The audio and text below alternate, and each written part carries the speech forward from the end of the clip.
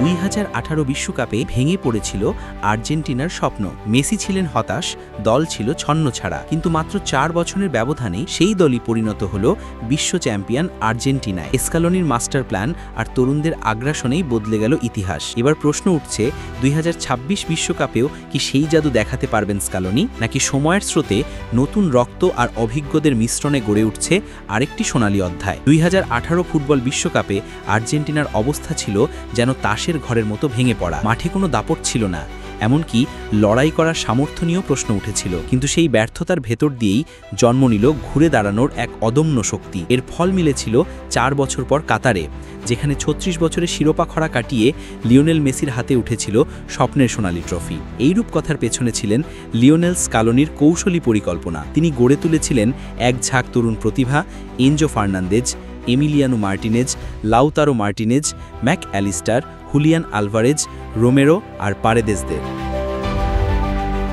অভিজ্ঞদের সঙ্গে মিশিয়ে তরুণদের মাঠে নামিয়ে স্কালোনি তৈরি করেছিলেন এক ভারসাম্যপূর্ণ দল। সেই দলই 2022 বিশ্বকাপে ইতিহাস লিখেছিল। এখন সামনে 2026 বিশ্বকাপ, বাছাই পর্ব চলছে জোরসোরে, আর সেখানে আবারও দেখা যাচ্ছে স্কালোনির সেই পুরনো কৌশল।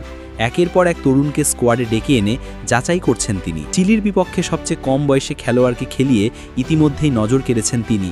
সেই তরুণ এখন নিয়মিত মুখ রিয়াল মাদ্রিদের স্কোয়াডে।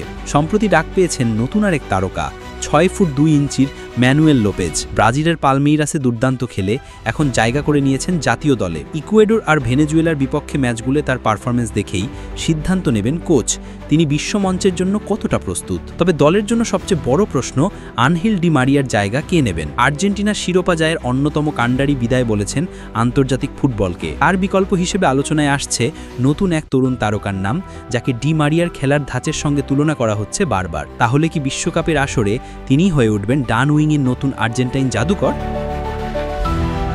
অন্যদিকে অভিজ্ঞ খেলোয়াড়দের ক্যারিয়ার শেষের পথে। মেসি ও ওটামেন্ডি ইতিমধ্যেই ক্যারিয়ারের অন্তিম লগ্নে।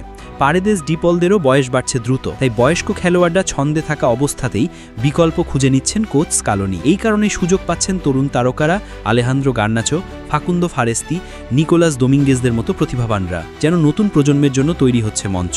শুধু প্রশ্ন একটাই, 2022 সালের মতোই কি 2026 সালেও বাজি ধরতে পারবেন স্কালোনি? আবারও কি আর্জেন্টিনা লিখতে পারবে স্বপ্নের মতো সোনালী গল্প, নাকি এবার বদলে যাবে ফুটবলের মহাগাথা?